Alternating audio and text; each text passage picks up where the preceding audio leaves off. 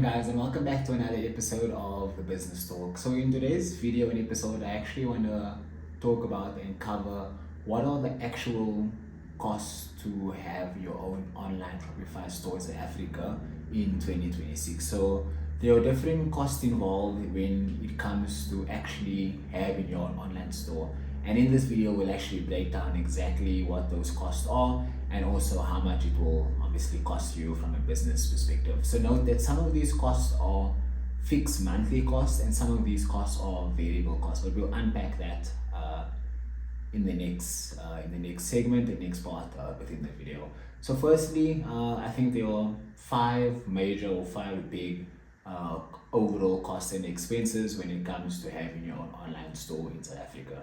So the first one is the actual Shopify monthly fees. So Shopify fees are $25 per month, which when converted is plus minus about 425 Rand per month in South African rands. And that is the cost of what you'll pay to have your online store running with Shopify from a monthly perspective.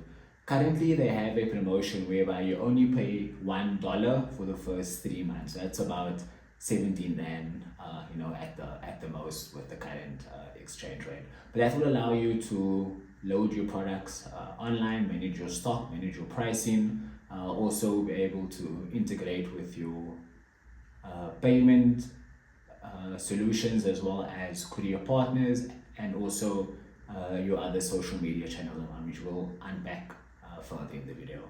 So with the $25 per month cost on Shopify, you also have a 2% per card transaction fee that Shopify will charge you as well. So secondly, we have your domain costs. So domain, we usually go with a provider like GoDaddy, whereby you're able to have your own www.yourbusiness.co.za or .com domain and URL. So this usually costs about 89 Rand per year, and it's renewed every year as long as you are wanting to continue with that domain location.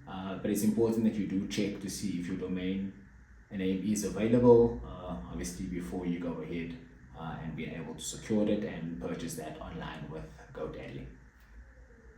Thirdly, we have the payment gateway.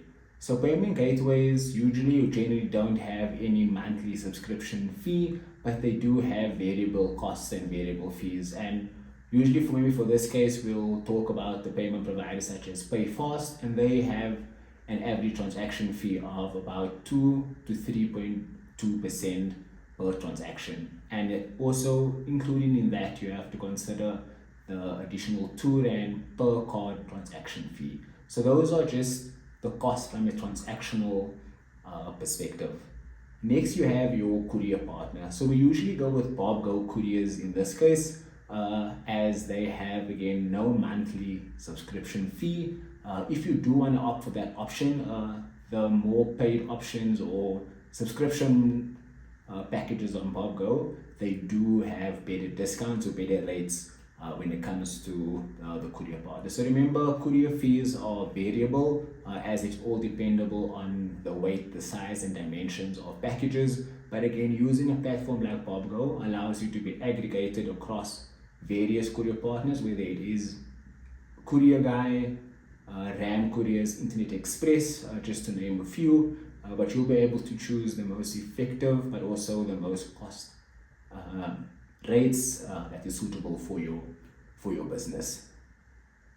And then last but not least, we have one of the most important investment in cost from a Shopify monthly perspective, or having your own Shopify online store, is actually the cost of advertising and marketing. So this is where you invest in, or you have a budget available to invest in Meta ads, Google ads, or TikTok. This allows you to get awareness, traffic, as well as customers and orders to your online Shopify store.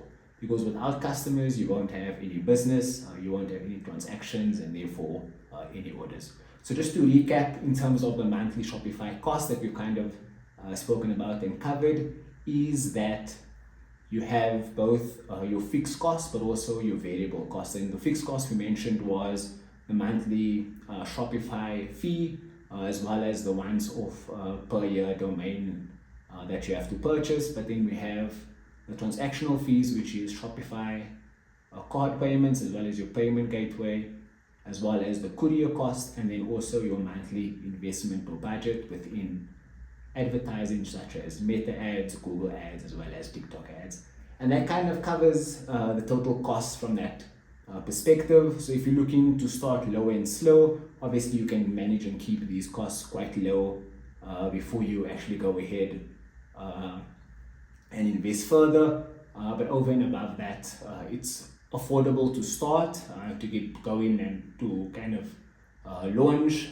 But it's very, I think the investment comes when you are looking to grow and scale.